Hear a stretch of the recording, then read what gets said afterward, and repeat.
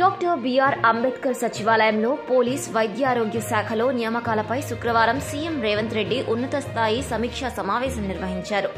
ఈ సందర్భంగా పలు కీలక నిర్ణయాలు తీసుకున్నారు.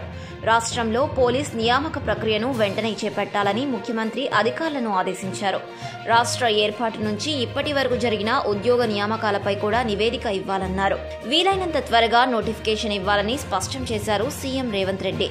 సాధ్యమైనంత త్వరగా నియామకాల ప్రక్రియను పూర్తి చేయాలని సూచించారు. విధి నిర్వహణలో తీవ్ర పని ఒత్తిడి, ఎక్కువ సమయం విధులు నిర్వహించే పోలీస్, ఆర్టీసీ ఉద్యోగుల పిల్లల్లో విద్య కోసం ప్రత్యేక శ్రద్ధ చూపే అంశంపై సమీక్షా సమావేశంలో సీఎం రేవంత్ రెడ్డి చర్చించారు. పోలీస్ ఉన్నత అధికారుల నుంచి కానిస్టేబుల్ వరకు, ఆర్టీసీలో ఉన్నత అధికారుల నుంచి కండక్టర్, కింద స్థాయి ఉద్యోగుల పిల్లలకు ప్రత్యేక రెసిడెన్షియల్ పాఠశాలలను ఏర్పాటు చేసేందుకు ప్రణాళికలు రూపొందించాలన్నారు. కోరుకొండ సైనిక్ స్కూల్ మాదిరిగా ఈ పాఠశాలలు ఉండాలన్నారు ముఖ్యమంత్రి రేవంత్ రెడ్డి. నళిని ఉద్యోగంపై సీఎం రేవంత్ రెడ్డి ఆరా.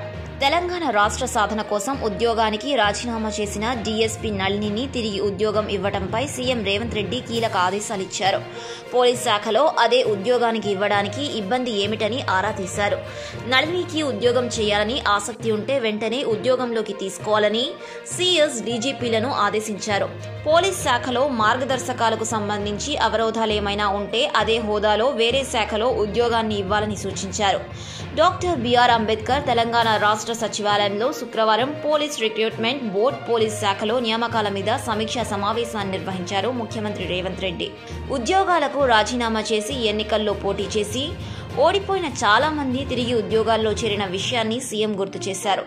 ఇదే నియమం పవిత్రమైన తెలంగాణ రాష్ట్ర సాధన కోసం ఉన్నత ఉద్యోగాన్ని త్యజించిన నళినికి మాత్రం తిరిగి ఉద్యోగం ఇవ్వడంలో ఎందుకు వర్తింపచేయకూడదని అధికారులను సీఎం ప్రశ్నించారు.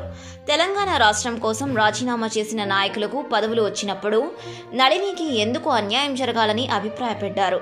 తిరిగి ఉద్యోగంలో చేరడానికి నళిని సుముఖంగా ఉంటే వెంటనే ఆమెకు ఉద్యోగం కల్పించడానికి చర్యలు తీసుకోవాలని సీఎం రేవంత్ రెడ్డి ఆదేశించారు. తెలంగాణ ఉద్యమ సమయంలో డీఎస్పీ ఉద్యోగానికి రాజీనామా చేసిన నళిని ప్రత్యేక రాష్ట్రం కోసం పోరాడారు. పరకాల ఉప ఎన్నికల్లో కూడా పోటీ చేశారు.